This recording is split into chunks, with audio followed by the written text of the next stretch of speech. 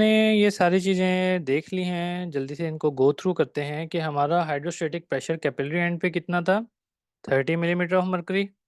और interstitial fluid के and पर कितना था, 3 मिलीमीटर ऑफ मर्करी। और हमारा ऑनकोटिक प्रेशर इंटरस्टिशियल फ्लूइड के लेवल पे क्या था, 8 मिलीमीटर ऑफ मर्करी। और कैपिलरी के एंड पे क्या था, ऑनकोटिक प्रेशर 28। तो इन तीन चीज़ों को हमने प्लस किया जो कि हमारे पास फ्लूइड फॉर्मेशन में हेल्प कर रही थी, और एक को हमने सब्ट्रैक्ट कर दिया जो कि नेगेटिवली काम कर रही थी, और हमारे पास पॉजिटिव 13 आया था। ये था हमारा नेट फिल्ट्रेशन प्रेशर। ठीक है, और इसी तरह दूसरे एंड पे जब हमने किया था तो हमारे पास 7 मिलीमीटर ऑफ मरकरी आया था वीनस एंड पे। इसको आप यहाँ पर दोबारा भी भी सकते हैं कि हमारे पास क्या हो रहा है। ये कैपिलरी है और हमारा इंटरस्टिशियम है। नेट रीअब्ज़ॉर्प्शन किस लेवल पर होती है और नेट फ़िल्ट्रेशन कब हो रही है। अब हमारे पास 33 आउट, और ये वैल्यूज़ थोड़ी-सी आगे-पीछे हैं, इस पे ध्यान ना दें, जस्ट ये डायग्राम जो है आप उस पे जो है वो फ़ोकस करें कि हमारे पास 13 मिलीमीटर ऑफ मर्करी का जो प्रेशर है वो है आउटवर्ड डायरेक्शन में, आर्टीरियल एंड पर। तो इस वजह से हमारे पास यहाँ पे नेट फ़िल्ट्रेशन हो जाती है। और 7 मिलीमीटर मर्करी का प्रेशर होता है इनवर्ड डायरेक्शन में, यानी कि अब्ज़ॉर्प्शन पे, वीनस एंड पे। इस वजह से यहाँ पे अब्ज़ॉर्प्शन हो जाती है हमारे पास। ये सारी चीज़ें हम जो है वो डिस्कस कर चुके हैं। अच्छा, एक सवाल आपने पूछा था कि 0.3 का जो है वो एडिमा कॉज़ कर सकता है या नहीं? 0.3 का जो हमारे पास नेट फ़ोर्स आया था वो एडिमा इसलिए कॉज़ नहीं कर पाता क्योंकि अल्लाह ताला ने इस सिस्टम के अलावा भी हमारे पास एक लिम्फेटिक सिस्टम रखा है जो कि उस 0.3 के इफ़ेक्ट को कवर कर लेता है। वही बात जो हमने पहले की थी कि 10 एमएल अगर अब्ज़ॉर्ब होके आ रहा है इधर इंटरस्टिशियम में, 10 एमएल बना रहा है, तो वो 9 एमएल तो रीअब्ज़ॉर्ब हो जाता है, बट वो 1 एमएल जो रीअब्ज़ॉर्ब नहीं हो पाता, उसको एब्ज़ॉर्ब करती है हमारी लिम्फेटिक सिस्टम। अगर वो एब्ज़ॉर्ब ना कर सके, तो हाँ, बिल्कुल एडीमा हो सकता है उस 1 एमएल के जमा होने से, बार-बार, बार-बार जुड़ता वो एडीमा कॉज़ कर देगा, लेकिन नॉर्मली ऐसा नहीं होता। अब हम कुछ कॉज़ेज़ देख लेते हैं कि जिसमें हमारे पास एडीमा हो सकता है। कोई भी ऐसी फ़ोर्स जब वो ज़रूरत से ज़्यादा बढ़ जाएगी और इंटरस्टिशियम हमारे पास इंटरस्टिशियल फ्लूइड बढ़ जाएगा, क्योंकि हमारे रीअब्ज़ॉर्प्शन की कैपेसिटी भी महदूद है और लिम्फेटिक चैनल की कैपेसिटी भी महदूद है। तो जब भी कोई ड्रास्टिक चेंज किसी फ़ोर्स में आएगा और इंटरस्टिशियम में ज़्यादा फ्लूइड एक्यूमुलेट हो जाएगा, तो क्या होगा उससे हमारा हाइड्रोस्टैटिक प्रेशर जो है वो सॉरी, जो एडिमा है वो कॉज़ हो जाएगा। अब उसके मुख्तलिफ कॉज़ेज़ जो हैं हम देख लेते हैं। पहली फ़ोर्स की बात करें, कैपिलरी का हाइड्रोस्टैटिक प्रेशर अगर बढ़ जाए तो हमारे पास ज़्यादा जो है वो इंटरस्टिशियल फ्लूइड बन जाएगा। ज़्यादा बनने की वज़ह से हो सकता है प्रॉपर रीअब्ज़ॉर्प्शन ना हो सके और जो है हम एडिमा की तरफ चले जाएँ। अच्छा जी, इसकी क्या वजह हो सकती है? या तो आपका आर्टरियोल जो है वो इतना डायलेट कर गया है, उसमें पीछे से ज़्यादा ब्लड आ रहा है, तो ऑब्वियस है प्रेशर बढ़ जाएगा। आपका वीनस एंड जो है वो कॉन्स्ट्रिक्ट कर गया है। अब कॉन्स्ट्रिक्शन की वजह से उसमें भी जो है वो प्रेशर बढ़ जाएगा, बजाय इसके कि उस एंड पे प्रेशर को कम होना था, क्योंकि उस एंड पे अगर प्रेशर कम होगा तो ही नेट रीअब्ज़ॉर्प्शन हो पाएगी। अगर उस एंड पे जो है प्रेशर बढ़ गया तो फिर वहाँ पे भी नेट रीअब्ज़ॉर्प्शन नहीं हो पाएगी, और आपके दोनों एंड्स पर आपका इंटरस्टिशियल फ्लूइड ही बनता जाएगा। अच्छा, आपकी कैपिलरी ऑनकोटिक प्रेशर क्या करता था? वो कैपिलरी से फ्लूइड को बाहर जाने नहीं देता था। अगर वो कम हो गया, तो इसका मतलब है ज़्यादा फ्लूइड बाहर जाएगा, तो ऑब्वियस है आप एडिमा की तरफ जाएँगे।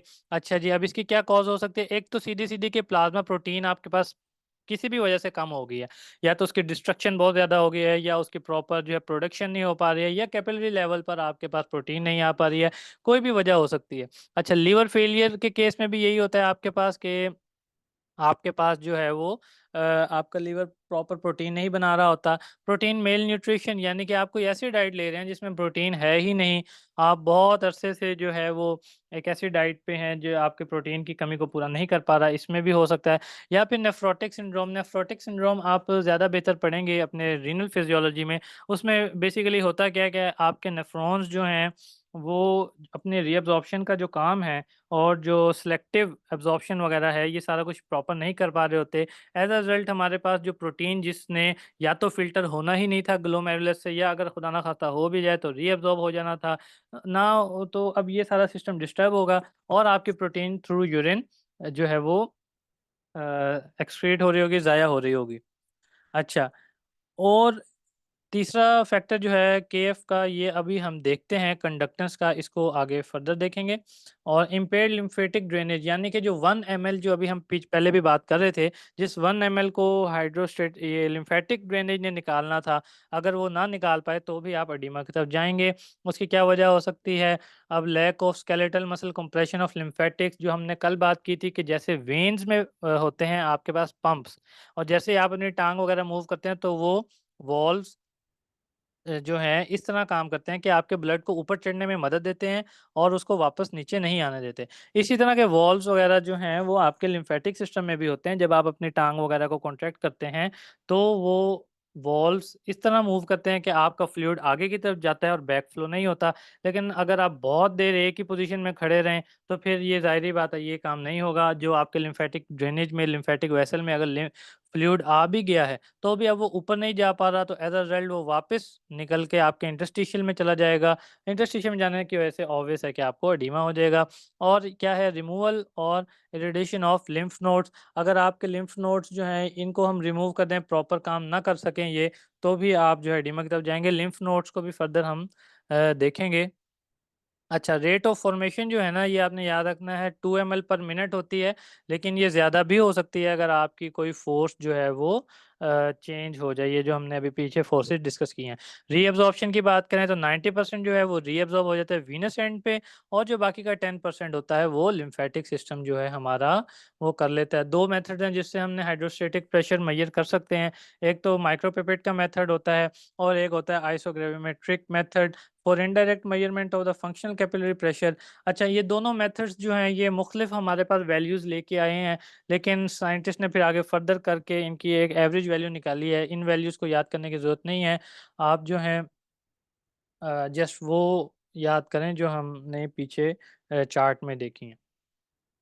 मीन फंक्शनल कैपिलरी प्रेशर कैसे आया, उस डायग्राम को इन्होंने इस तरह से शो किया हुआ है कि उन्होंने आर्टीरियल प्रेशर का मीन निकाला, फिर वीनस का निकाला मीन, और वो एक ग्राफ इस एंड पर बना जो हमने 17 मिलीमीटर मरकरी, ये भी हम पीछे बात कर चुके हैं, ये भी इतना इम्पोर्टेंट नहीं है। तो अब हम आते हैं अपने लिम्फेटिक सिस्टम की तरफ। लिम्फेटिक सिस्टम से पहले यहाँ पे हमने पढ़ा है net filtration pressure. Net filtration से फिल्ट्रेशन कैसे निकालते हैं उसको जस्ट हम एक नज़र यहाँ पे देख लेते हैं कि फिल्ट्रेशन, अभी ये जो हमने निकाला है ना ये 13 मिलीमीटर, ये आता है हमारे पास नेट फ़िल्ट्रेशन प्रेशर। जबकि फ़िल्ट्रेशन बराबर होती है, उसका एक फ़ॉर्मूला है, आपको गाइडन में भी मिल जाएगा कि एक हमारा कांस्टेंट होता है के, उसको आपने मल्टीप्लाई करना होता है नेट फ़िल्ट्रेशन प्रेशर के साथ। अब ये के कांस्टेंट किन चीज़ों पे डिपेंड करता है? ये तो एक तो डिपेंड करता है कैपिलरी की परमिएबिलिटी पे, और दूसरा जो है ये डिपेंड करता है कि आपकी कैपिलरीज़ कितना स्टैमिना रखती हैं कि वो कितनी चीज़ों को निकाल सकें। यानी कि परमिएबिलिटी और सरफेस एरिया, कुछ इन चीज़ों को मिलाकर एक कांस्टेंट निकाला जाता है जिसको हम केएफ कह देते हैं। Although it's not so important at our level. जो चीज़ें इस चैप्टर में मोस्ट इम्पोर्टेंट हैं वो आपको ये पता होना चाहिए, इंटरस्टिशियल फ्लूइड बनता कैसे है और वो रीअब्ज़ॉर्ब कैसे होता है और स्टार्लिंग फोर्सेस क्या हैं। जस्ट इस चैप्टर से यही इम्पोर्टेंट है। अच्छा जी, लिम्फेटिक सिस्टम हमारा एज़ सच इतना ज़्यादा इम्पोर्टेंट नहीं है, जस्ट आपको पता होना चाहिए कि ये करता क्या है। लिम्फेटिक सिस्टम ने वो जो बाकी का 1% 10% जो था, यानी कि in case of 10 ML absorption जो 9 एमएल रीअब्ज़ॉर्प्शन होगी और जो 1 एमएल बच गई, उसको रीअब्ज़ॉर्ब करवाने में लिम्फेटिक सिस्टम का बहुत इम्पोर्टेंट काम होता है। ये एक एक्सेसरी रूट बनाता है, यानी कि एक एक्स्ट्रा रूट है, जहाँ से फ्लूइड फ्लो करता है इंटरस्टिशियल स्पेस से वापस ब्लड में जाने के लिए। अच्छा, अब हमने एक बात की कि कैपिलरी से जो फ्लूइड निकलता है ना बच्चों, उसमें प्रोटीन नहीं होती क्योंकि कैपिलरी का सुराख बहुत छोटा होता है। शुरू में ही हमने बात की थी कि 0.001% परमेबिलिटी होती है एल्ब्यूमिन की as compare to the water. लेकिन अगर कोई ना कोई प्रोटीन किसी भी बीमारी की वजह से आ जाए आपके इंटरस्टिशियल फ्लूइड में, तो आपका इंटरस्टिशियम जो है उसको वापस कैपिलरी में नहीं भेज सकता। अब उस प्रोटीन को वापस आपके सर्कुलेटरी सिस्टम में भेजने के लिए कौन मदद करता है? लिम्फेटिक सिस्टम, क्योंकि इसके पोर्स जो हैं वो बड़े होते हैं। लिम्फेटिक सिस्टम जो है वो अब्ज़ॉर्ब कर लेता है प्रोटीन्स को भी। कैरी कर सकता है प्रोटीन्स को भी। Can carry proteins away from the tissue space which can't be reabsorbed, without this we would die within about 24 hours. 24 घंटे के अंदर-अंदर हम फ़ौत हो सकते हैं। उसकी क्या वजूहत हो सकती हैं? अगर तो प्रोटीन लीकेज होगी, इंपॉर्टेंट जहाँ प्रोटीन्स चाहिए थे वो नहीं आई। दूसरा, आपके सर्कुलेटरी सिस्टम से फ्लूइड निकल के आपके इंटरस्टिशियम में आई जा रहा है। उधर से सर्कुलेटरी शॉक में भी जा रहे हैं आप, और इधर से आप एडिमा भी कॉज़ कर रहे हैं। तो ये सारी चीज़ें जो हैं अल्टीमेटली आपको 1 से 2 दिनों के अंदर-अंदर डेथ की तरफ ले जाएँगी। और अल्लाह ताला का कितना खूबसूरत निज़ाम है कि उसने हमें हर तरह से महफूज़ रखने के लिए इंतज़ाम किया हुआ है। लिम्फेटिक सिस्टम में अगर हम बेसिक बात करें, ये ऑल्दो ये है तो हमारे एनाटॉमी का टॉपिक, जस्ट इसको यहाँ पे जनरली देख लेते हैं। कि देखिए लिम्फेटिक जो सिस्टम होता है ना, उसमें हमारे पास सबसे पहले होती हैं लिम्फेटिक कैपिलरीज़। लिम्फेटिक कैपिलरीज़ जो हैं हमारे पास लिम्फेटिक वेसल्स वगैरह बनाती हैं।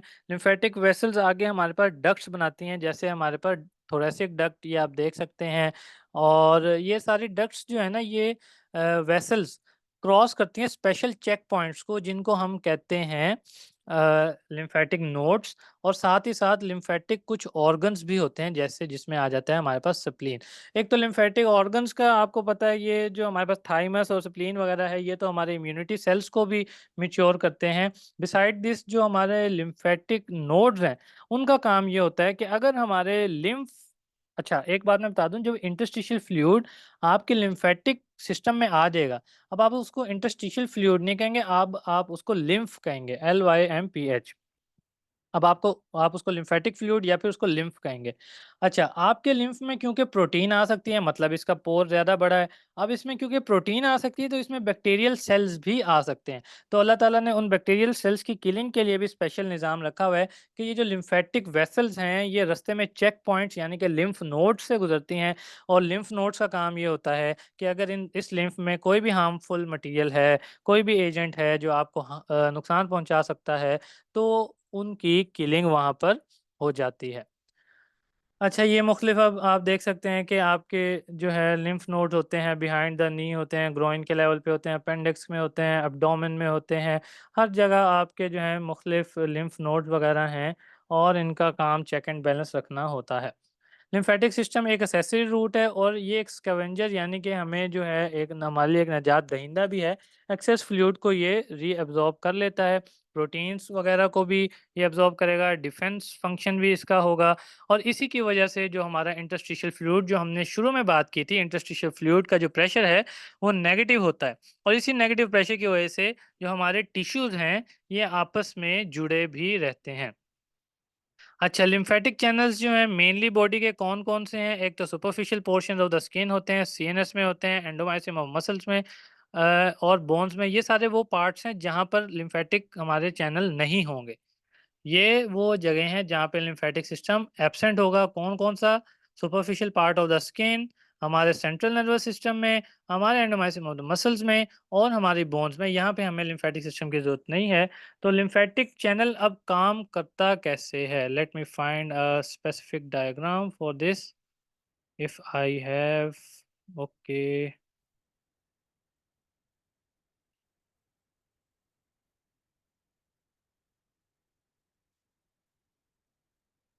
चलें, अगर मैं इसी डायग्राम से आपको समझाने की कोशिश करूँ। समझें, इस लेवल पे आपके पास लिम्फ जो है वो आ गया इंटरस्टिशियम से। अब ये यहाँ पर सारा ट्रैवल करता जाएगा, एक चेक पॉइंट लिम्फ नोड से, दूसरा चेक पॉइंट, मुख्तलिफ चेक पॉइंट से होता होता होता ये एक इस लेवल पे आ जाएगा। इसको हम कहते हैं सिस्टर्ना काइली। नीचे के जितना भी हमारा लिम्फ होता है, वो इस एक पॉइंट पे आ जाता है, और फिर यहाँ से हमारे लेफ्ट साइड पे जाता है थ्रू द थोरेसिक डक्ट, और थोरेसिक डक्ट हमारी यहाँ पर खुलती है हमारे सर्कुलेटरी सिस्टम में हमारे लेफ्ट इंटरनल जुगुलर और लेफ्ट सबक्लेवियन वेन्स के जंक्शन पे हमारे पास थोरेसिक डक्ट ओपन होती है और वो थोरेसिक डक्ट हमारे इस लिम्फ को वापस हमारे सर्कुलेटरी सिस्टम में ऐड कर देती है। तो इस तरह आपका जो लिम्फ होता है वो वापस आपके सर्कुलेटरी सिस्टम में आ जाता है। अच्छा जी, अब लिम्फ जो है ना मुख्तलिफ जगहों पे मुख्तलिफ उसकी कंसंट्रेशन हो सकती है।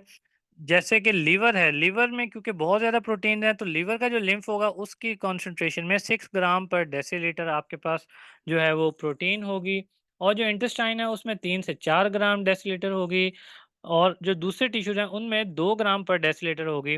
और जब ये सारे एज अ होल ये सिस्टर्ना काइली पे कलेक्ट हो जाएंगे और फिर वहां से जाएंगे थोरेसिक डक्ट में, तो थोरेसिक डक्ट के लेवल पर आपके पास ऑन एन एवरेज 3 से 5 ग्राम जो है वो पर डेसीलीटर होता है। और अगर आप फैटी मील पे हैं तो फिर ये जो है वो ज़रा कम भी हो सकता है क्योंकि उस वक़्त प्रोटीन का कंटेंट जो है आपका कम हो जाता है। लिम्फेटिक फ्लो की अगर बात करें तो 100 एमएल पर ऑवर होता है थ्रू द थोरेसिक डक्ट और हमारे पास कुछ और चैनल्स भी होते हैं 20 एमएल पर ऑवर जो है वहाँ से आ जाता है। तो टोटल हमारे पास 120 एमएल पर ऑवर या 2 से 3 लीटर 1 दिन के अंदर लिम्फेटिक फ्लो होता है।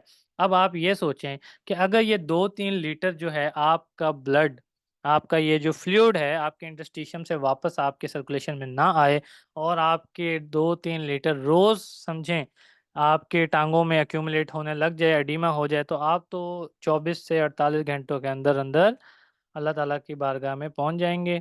तो इसलिए ये लिम्फेटिक सिस्टम जो है हमारा बहुत ज़्यादा इम्पोर्टेंट है। अच्छा जी, फैक्टर्स जो लिम्फेटिक फ्लो को इंक्रीज़ कर सकते हैं वो तो है अगर इंटरस्टिशियल फ्लूइड आपका बन ही ज़्यादा रहा है ना, तो फिर अल्लाह ताला ने ऐसे ख़ास चैनल्स रखे हुए हैं लिम्फेटिक सिस्टम में वो भी ओपन हो जाते हैं और आपका जो एक्स्ट्रा फ्लूइड है उसको वो निकाल लेते हैं। लेकिन ये एक ख़ास हद तक होता है। एक हद से ज़्यादा अगर ये बढ़ने लग जाए फिर उनकी भी जो है वो लिम्फेटिक चैनल्स की भी कैपेसिटी पूरी हो जाती है वो और फिर हम अल्टीमेटली एडिमा की तरफ चले ही जाते हैं। फैक्टर्स कौन-कौन से हैं जो कि लिम्फेटिक फ्लो को बढ़ाएँगे? लिम्फेटिक पंप अगर ज़्यादा काम करे, जो कि कब काम करेगा? जब आपका इंटरस्टिशियल फ्लूइड ज़्यादा बन रहा है और आपका इफेक्ट ऑफ एक्सरसाइज़ जब आप एक्सरसाइज़ कर रहे होते हैं क्योंकि मसल कॉन्ट्रैक्शन ज़्यादा हो रही होती है, वही वॉल्व वाला मैकेनिज़्म है और आपका जो है यहाँ पे जो फ्लो है वो बढ़ जाता है। अच्छा, एक चीज़ यहाँ पे आपको थोड़ा कॉन्ट्राडिक्टिंग लगेगी बट आपने इस चीज़ को याद रखना है, हमने यहाँ पे रखा था -3 पर हमारा इंटरस्टिशियल का जो हाइड्रोस्टैटिक प्रेशर था। अब हम ये कहते हैं कि वैक्यूम के तौर पे लिम्फेटिक सिस्टम काम करता है, इसलिए ये माइनस में जाता है। लेकिन अगर खुदा ना ख़ास्ता किसी वजह से आपका ये इंटरस्टिशियल प्रेशर जो है हाइड्रोस्टैटिक प्रेशर ये पॉजिटिव में चला जाए तो उस वक़्त आपका लिम्फ फ्लो जो है वो बहुत ज़्यादा बढ़ जाएगा। उसकी वजह ये होती है कि आपके कुछ ख़ास तरह के चैनल्स होते हैं, एक ख़ास तरह जब इंटरस्टिशियल फ्लूइड आपका इंटरस्टिशियल हाइड्रोस्टैटिक प्रेशर बढ़ेगा, तो वो इन वेसल्स पर एक एक्स्ट्रा प्रेशर डालेगा। इन एक्स्ट्रा प्रेशर की वजह से आपके लिम्फेटिक चैनल्स जो फर्दर ओपन होंगे और आपका लिम्फेटिक फ्लो जो है वो फर्दर इंक्रीज हो जाएगा। जैसे कि आप इसमें देख भी सकते हैं अगर -6 हो तो बहुत कम होगा लिम्फेटिक फ्लो, अगर 0 मिलीमीटर तक भी आ जाए तो भी आपका जो लिम्फेटिक चैनल का फ्लो है ये 20 गुना जो है वो बढ़ सकता है। और अगर जो 1-2 मिलीमीटर मरकरी तक आ जाए तो ये मज़ीद बढ़ने की कैपेसिटी अपनी ख़त्म कर देता है और फिर आप उस वक़्त एडिमा की तरफ जा सकते हैं। इंटरस्टिशियल फ्लूइड का प्रेशर अब बढ़ कैसे सकता है? अगर तो कैपिलरी का हाइड्रोस्टैटिक प्रेशर बढ़ जाए और आपके इंटरस्टिशियम में ज़्यादा आ जाए फ्लूइड तो ऑब्वियस है आपका हाइड्रोस्टैटिक प्रेशर बढ़ जाएगा। अगर प्लाज्मा कोलॉइड ऑस्मोटिक प्रेशर कम हो जाए, अब प्लाज्मा में क्योंकि osmotic pressure colloid osmotic pressure यानी कि प्रोटीन्स की वजह से वो हो गया है कम, यानी कि वापस रीअब्ज़ॉर्प्शन हो गई कम, रीअब्ज़ॉर्प्शन हुई कम तो ऑब्वियस है इंटरस्टिशियल फ्लूइड बढ़ा, इंटरस्टिशियल फ्लूइड बढ़ा तो इंटरस्टिशियल फ्लूइड का प्रेशर भी बढ़ गया। और अगर आपकी जो है परमिएबिलिटी कैपिलरीज़ की ये भी बढ़ जाए तो भी आपको ये सामना करने को मिल सकता है। परमिएबिलिटी बढ़ने का मतलब है कि ये जो हमने कांस्टेंट बनाया था शुरू में ये चेंज हो गया है, तो अब फ़िल्ट्रेशन आपकी पहले से ज़्यादा हो गया। ज़ाहिर-सी बात है, वो तो हमने net filtration pressure normal value पे निकाला है, जब हमारे पास स्पेसिफ़िक पोर्स से जो है वो सर्कुलेशन हो रही है। लेकिन अगर परमिएबिलिटी उसकी इतनी ज़्यादा बढ़ गई कि पानी हर जगह से लीक आउट करेगा, तो ऑब्वियस है आपका इंटरस्टिशियल जो है वो सारा बढ़ जाएगा। अच्छा, ये सारी बातें जो हैं हम कर चुके हैं पहले ही। इफ़ेक्ट ऑफ एक्सरसाइज़ क्या होता है? लिम्फेटिक फ्लो जो है वो 10 से 30 गुना जो है बढ़ जाता है और रेस्ट में जो है ये कम हो जाता है। तो ये सारी बातें थी हमारे आज की। लिम्फेटिक सिस्टम को आपने बहुत ज़्यादा टाइम नहीं देना, इसमें बस आपने यही याद रखना है कि जो एक्स्ट्रा 10% जो बच गया, जो रीअब्ज़ॉर्ब नहीं हो सका, हमारे लिम्फेटिक सिस्टम ने उसको रीअब्ज़ॉर्ब किया। अच्छा, रीअब्ज़ॉर्प्शन में भी उसके 2 चैनल्स थे, एक तो थे थ्रू द थोरैसिक डक्ट, सारे लोअर एब्डोमेन और आपके लोअर लिम्ब से कलेक्ट हुआ सिस्टर्ना काइली में, सिस्टर्ना काइली से गया थोरैसिक डक्ट में। और थोरैसिक डक्ट जो है ये आपके लेफ्ट साइड ऑफ आपके चेस्ट, लेफ्ट हैंड और लेफ्ट साइड जो है आपका अपर बॉडी इधर से भी लाती है। लेकिन आपके जो right side of the upper body है, ये इधर से लिम्फ कलेक्ट करती है आपकी एक और डक्ट होती है, उसको हम कहते हैं राइट लिम्फेटिक डक्ट, जो आपको यहाँ पे नज़र आ रही होगी। वो राइट लिम्फेटिक डक्ट भी इसी लेवल पे ड्रेन कर देती है और वापस आपका लिम्फ जो है आपके सर्कुलेटरी सिस्टम में आ जाता है। तो अब अगर आपको कोई चीज़ समझ नहीं आई या आप चाहते हैं कि मैं किसी चीज़ को रिवाइज़ कर दूँ, तो आप जो है कमेंट में मुझे बता दें जल्दी से, हमारे पास 5 मिनट हैं। नहीं तो फिर मैं इसी सारी डायग्राम पे समराइज़ कर देता हूँ सारा लेक्चर। कोई स्पेसिफिक पार्ट अगर आप लोगों ने पूछना हो तो?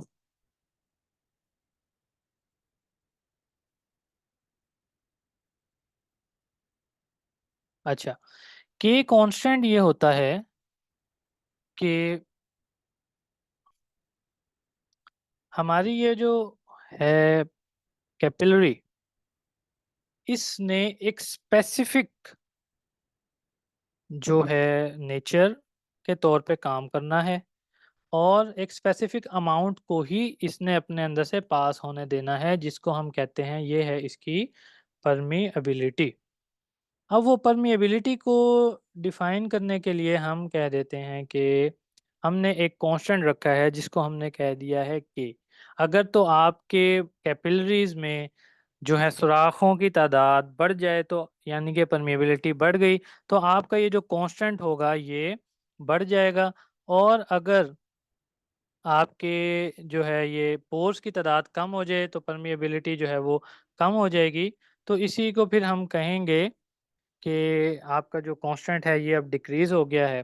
कांस्टेंट बेसिकली हमें ये बताएगा कि हमारे पास नेट फ़िल्ट्रेशन प्रेशर तो आ गया, अब नेट फ़िल्ट्रेशन प्रेशर पे एक्चुअल फ़िल्ट्रेशन होनी कितनी है? जैसे आपको याद होगा बॉयल्स लॉ, चार्ल्स लॉ जब हमने अपने सेकंड ईयर वगैरह में पढ़े थे, तो इसमें भी हमें एक ख़ास कांस्टेंट दिया जाता था। एक कांस्टेंट अगर तो हम सारी कंडीशंस ऑप्टिमम रखते थे, तो वो कांस्टेंट 1 रहा करता था। नहीं तो अगर जैसे ही कंडीशंस ऑप्टिमम चेंज हुआ करती थी, तो वो भी हमारे पास जो है वो चेंज हो जाया करता था। तो कांस्टेंट आप जब इधर देखेंगे गाइडेंस से आप रीड करेंगे, तो आपको मज़ीद बेहतर जो है इसकी समझ आ जाएगी। Um, okay, let me summarise it. Graph, which graph? कौन-सा ग्राफ आप कह रही हैं रिपीट करने को?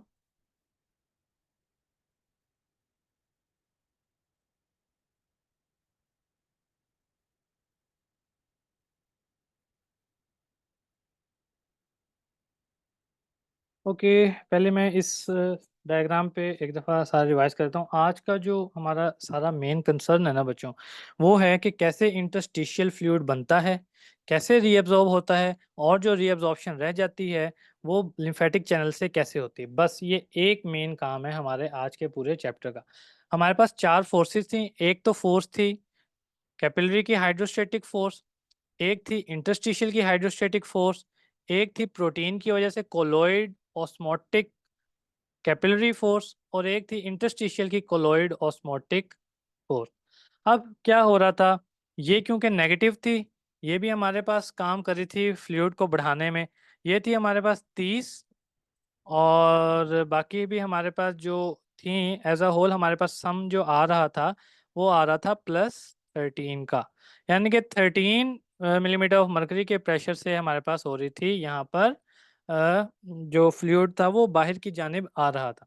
और जैसे ही हम वीनस एंड पे पहुंचे, हमारा जो हाइड्रोस्टेटिक प्रेशर था वो था 30 से कम होके रह गया 10। तो उस वक्त जो हमारे पास जो सारा सम बन रहा था तमाम फोर्सेस का, क्योंकि ये 28 थी, सॉरी ये वाला 28 था हमारे पास जो वापस खींच रहा था फ्लूइड को, और इस पूरे का सम जो है हमारे पास जो फोर्स बाहर की तरफ थी उसका सम था 21, और जो इनवर्ट थी वो थी 28। तो हमारे पास -7, या फिर अगर आप साइन ना भी लिखें जस्ट इनवर्ट फोर्स लिख दें तो आप इसको सिर्फ 7 ही लिखेंगे। तो हमारे पास जो इनवर्ट फोर्स थी वो थी 7 मिलीमीटर मरकरी के प्रेशर के साथ। तो यानी कि यहाँ पे हमारे पास री एब्जॉर्प्शन हो रही थी। अब यहाँ से चीज़ आई और यहाँ से वापस चली गई। तो आई क्यों थी? इस वजह से ताकि सारे के सारे जो सेल्स यहाँ पे पड़े हैं इनमें जो है इनको न्यूट्रिशन मिल जाए, इनको ऑक्सीजन मिल जाए, ये सारा कुछ था। 90% तो रीअब्जॉर्ब हो गई। 7 पर होने के बावजूद भी 90% इसलिए एब्जॉर्ब हो गई क्योंकि वेन्यूल्स की तादाद आर्ट्रियोल से ज़्यादा होती है और वो ज़्यादा आराम से रीअब्जॉर्प्शन कर सकते हैं। जो बाकी का जो 10% बचा वो इस लिम्फेटिक चैनल ने, क्योंकि ये वैक्यूम पंप के तौर पे काम कर रहा होता है, और वैक्यूम पंप का आपको पता है उसने चीज़ को अपनी तरफ खींचना होता है, जैसे वैक्यूम क्लीनर्स भी होते हैं हमारे घरों में। तो वो एक्स्ट्रा फ्लूइड को यहाँ पर खींच लेता है। लिम्फेटिक कैपिलरी से ये जाती हैं लिम्फेटिक वेसल्स में। रास्ते में इनको नोड्स मिलते हैं जो कि चेक पॉइंट का काम करते हैं। कोई बैक्टीरिया आ जाए उसकी किलिंग कर देते हैं। सारे लोअर एब्डोमेन से जाते हैं ये सिस्टरना काइली में। सिस्टरना काइली में से आगे हमारे पास थोरेसिक डक्ट बनती है, और थोरेसिक डक्ट वापस जो हमारी जो दो मेन हमारे होते हैं वेसल्स, हमारी एक लेफ्ट सबक्लेवियन और लेफ्ट इंटरनल जुगुलर, उसमें वापस इसको ड्रेन कर देती हैं। राइट साइड का जो पोर्शन है वो राइट थोरेसिक डक्ट कवर करती है, और वो भी एंड पे इसी में ड्रेन कर देती है। तो ये सारा कुछ था जो आज हमने करना है। जो ग्राफ आप कह रही हैं वो काइंडली मुझे बता दें, कौन सा ग्राफ आप कह रही हैं जिसको हमने रिवाइज करना है?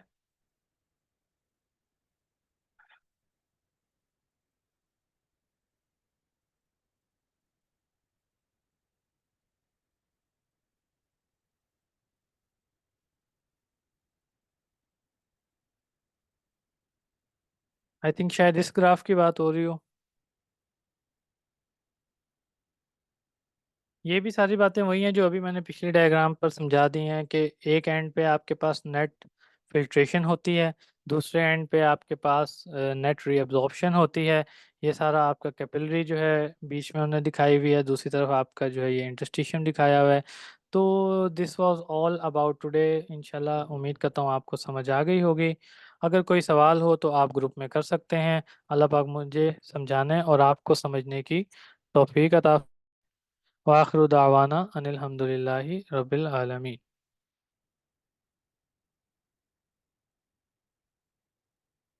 अभी जो मैं पहले बात कर रहा था वो आपको वॉइस आ रही थी?